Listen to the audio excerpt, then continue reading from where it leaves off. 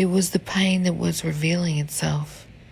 The only hope she had to heal from the cancer was as if she changed her mind about life, about herself, about love. She quite often wondered as she sobbed through those 4 days if love dissolved pain, if love dissolved despair, if love dissolved disease. She longed to be free within her core. She was not afraid of death because she tried to end her life 7 times. Rather, she was afraid of living and had been her entire life, powerless in the face of the effects, the nightmares and the grief of the abuse. It was on that 4th day when Rachel arrived that she realized that she would be there for longer.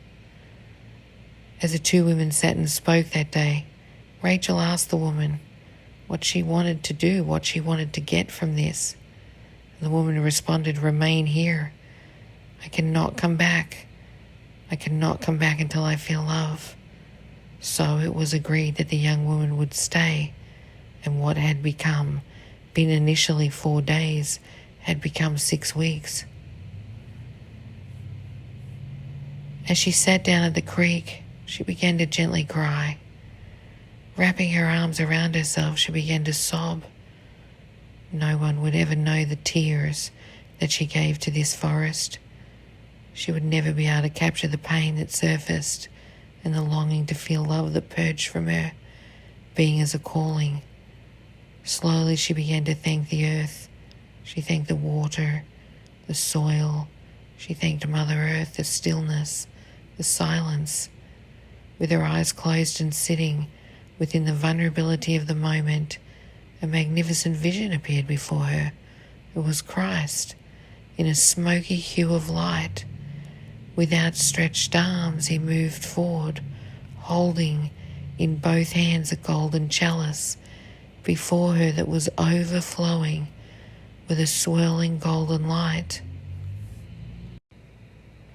Looking deep into her eyes, he said, "If I said to you that feeling love was as simple as breathing, would you do it?" In the magnificence of the moment, captivated in the profound stillness and beauty of the question, the woman took the first 3-part breath. As the breath entered her, the wisdom awakened, and she received the first word within the language of love, precious.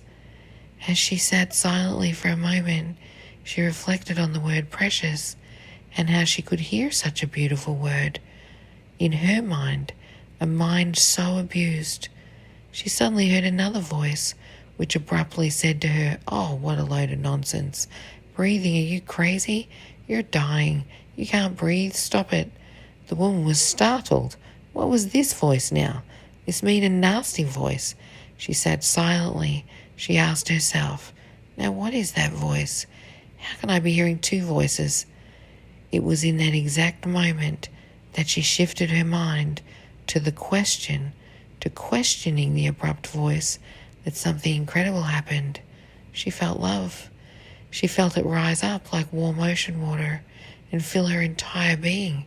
She felt it move through her mind in one circulating movement. She could feel love moving and folding through her mind and body. The sensation of stillness, peace, nothingness, yet it was moving. It had passion, it had purpose, and it moved in the excitement of being revealed. Slowly the woman began to breathe, the unusual 3-part breath. As she breathed, she heard the words truth, woman. She stopped once again, and there was the abrupt voice telling her how ridiculous she was. So she breathed, then she stopped, and there was the negative voice again. So she breathed. All through this process, she did not lose awareness to love. It was present, and she was disengaging from any interpretation or rejection or any negativity through its practice. Suddenly standing by her side was Rachel. Jumping up, the young woman bounced around in ecstatic joy. "I feel love," she said. "I feel love." The voice came. It said to breathe. I heard precious, and then this nasty voice said no, and I breathed, and look, I feel love, she screamed.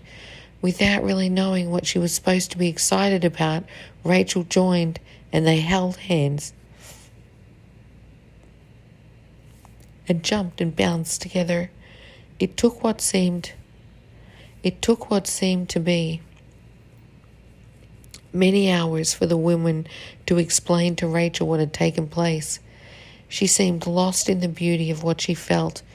What they were able to discuss with it was the fact that the woman would not be returning home. She felt she must remain there and then move into wherever her journey took her. Today was beyond what words could express for that young woman. Today a breath, a word, bypassed the ideas she had of herself and changed what she thought of herself. This would be her calling. No matter where it took her, she would fulfill it.